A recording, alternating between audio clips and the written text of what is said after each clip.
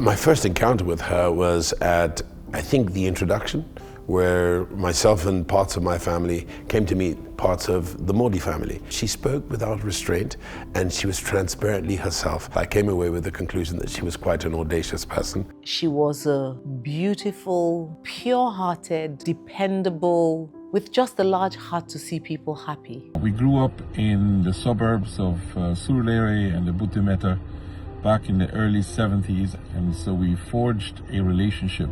I was the de facto older brother.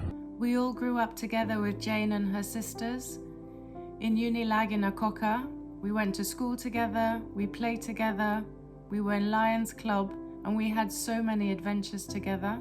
We were a closely knit community living at the College of Medicine quarters at University of Lagos. We met as kids in primary school, and there were always people around her, you know. And when somebody has people always around her, it tells you that there's something she brings to the table to make them happy or make them want to be with her. First time I met Jane was about 31 years ago, right? And when I met her, what struck me was her mischievous playfulness. I've known her for over 3 decades, and I think with time, the kindness, the love, I guess also because we were family, that even grew stronger and stronger. She was so full of life. She always liked to have a good time. She liked going out, good restaurants. A very bubbly, effervescent girl.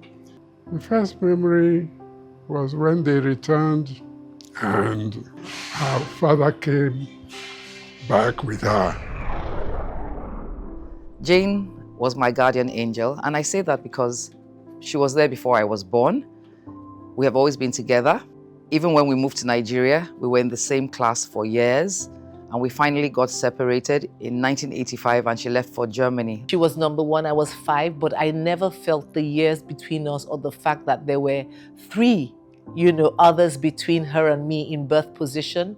She was very approachable and very dependable. She left home when I was barely 10 years old. In all those years apart, and we didn't even have technology the way we do now, she was consistent in showing up for me in all that I needed, strangely enough. Sacrificial, amazing, and she had a sense of humor, very mischievous, and I think everybody enjoys that. A very kind, selfless giver. That has come through from all across the world, how kind she was, and that I see even more now. When she traveled, she gave me all the money that she had saved, and she made me promise to go to her house every so often and give Ndidi this, give Chukwu this, give Ifeanyi this, give Nkiru this. Grace can take care of herself. And I took that responsibility very seriously. I remember so clearly anytime you were coming to Lagos and we asked for a lastminute.com item, which is what we did so often, you would drive around the whole of Frankfurt, some as far back as the airport, opening till midnight, and then you will go there and look for this thing and appear in Lagos with this item. I remember my son's first real branded pair of sneakers that had come out, limited edition, and she made calls across Germany through all her network, and we found a pair. You are coming back from Frankfurt, she would send something through you for somebody like Aret or the driver or someone, because they had mentioned something to her. So she was very selfless in that regard, and she did it without expecting anything from anybody. Most times she was coming back to Lagos, she would call, "Oh, Leslie, I'm coming to Lagos. What would you like me to bring for you?" And I would say, "Auntie Jane, I don't need anything." And she would be like, "What do you mean you don't need anything? My friend, tell me what you need me to bring for you." Jane would call you and ask you, "What do you want?" And then if you want one item, she's bringing 10. She always went above and beyond. She would always go the extra mile for everybody. Jane will make sure that whatever you were looking for will be resolved. I just remember my 40th birthday, and without having to ask her, Jane baked me a birthday cake, and I know how much effort it must have been for her. She had a deeply altruistic nature and was always looking out for people around her. Jane was also deeply hopeful. No matter what she was going through, she did not let it define the atmosphere around her or become a burden to others. You're asking Jane, oh Jane, how you doing? What's going on? How you feeling? She throws a question back at you. Oh, how are you, Ifeanyi? What's going on with you? Oh Jane, I asked you, how you feeling? Oh, I'm good. She would never want you to know that she's not feeling well. Never.